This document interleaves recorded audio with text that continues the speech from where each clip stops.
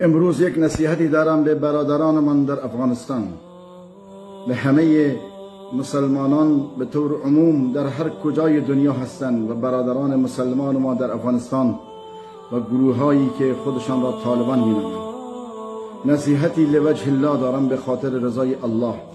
امیدوارم که پیام من به دست شما برسه و این پیام را با جان و دل بشنوید و به آن تفکر بکنید. امروزه در این دنیا اعمال ننگینی که شما دارید انجام میدید به نام اسلام بزرگترین ضربه را داره بر پیکر اسلام و دین وارد میکنه. برادران مسلمان، از خواب غفلت بیدار باشید. اعمالی که شما دارید انجام میدید به نام اسلام، به نام مسلمانی، به نام حکومت اسلامی، یک لکه ننگی بر دامان اسلام هست. هیچ عقل سلیمی، هیچ فطرت پاک بشر قبول نمیکنه، چه برسه به دین پاک اسلام. در کجای دین، در کجای قرآن، در کجای حدیث نبوی اومده که کشتن یک مسلمان عبادت هست و جهاد هست؟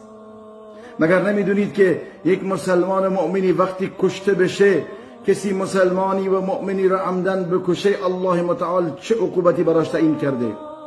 به کدامین گناه این مسلمانان افغانی که به دست شما کشته میشن، تجاوزی که به زنها میشه، دخترانی که در سن 13 سالگی به زور اونها را به ازدواج در میارید، انسان فقیر، انسان درماندهی را اسیر میکنید، سیلی به صورتش میزنید، او را ذلیل میکنید و دست بسته بدترین شکنجه ها روا میکنید، بعدش او را تیرباران میکنید. کدام عقل سلیم این قبول میکنه؟ این کدام دین هست؟ کدام مذهبی که شما دارید پیروی میکنید؟ از کدام دین دارید پیروی میکنید؟ الله و رسول چنین امری کرده، نعوذ بالله. اخلاق رسول الله صلی الله علیه و سلم در جنگ چه بوده؟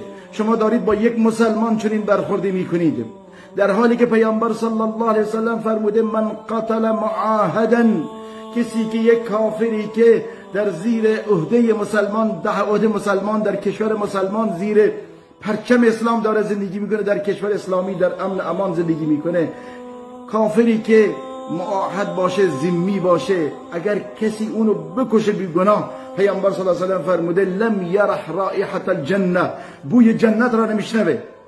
این مسلمان نیست، یک کافر ذمی اگر باشه شما اونو بی گناه بکشید، بوی بهش به مشامتون نمیرسه. و ان ریحها لا یوجد مسیرة 40 عاما او کما قال. چطوری شما به خودتون اجازه میدید که رو مسلمان تفنگ بلند بکنید، رو مسلمان اسلحه بکشید، رو خانواده مسلمان، رو زنها اونها را بترسانید، در حالی که پیامبر صلی الله علیه و سلم نهی کرده که کسی مسلمانی را نترسونه؟ چطوری دست شما به خون مسلمان کلمه گوی لا اله الا الله داره آلوده میشه، خونین شده، در حالی که روز قیامت کسی که یک مسلمانی بکشه، پیامبر صلی الله علیه و سلم فرموده من اعان علی قتل مسلم ولو بشطر کلمه، اگر با یک نیم حرفی کمک بکنه، با یک نیم سخنی کمک بکنه یک مسلمانی را بکشه، لقی الله و مکتوب بین عینیه آس من رحمت الله. الله اکبر. کسی که یک مسلمان، یک مؤمنی را بکشه، حتی با یک حرفی، نیم حرفی کمک بکنه بر قتل مسلمانی، روز قیامت در حالی به دیدار الله میره که بین دو تا چشمش نوشته از رحمت الله مایوس، این الله بهش نظر رحمت نمیکنه. و فرموده کل ذنب عسى الله ان یغفره، همه گناهان الله امید هست ببخشه، الا الرجل یموت کافرا، مگر کسی که کافر از دنیا بره، او الرجل یقتل مؤمنا متعمدا. ای برادر افغان، ای برادری که خودتو طالبان مینامی، به این احادیث آیات توجه بکن. دستان شما به خون مسلمان بیگناه افغان آلوده شد، از الله بترسید، بر بگردید.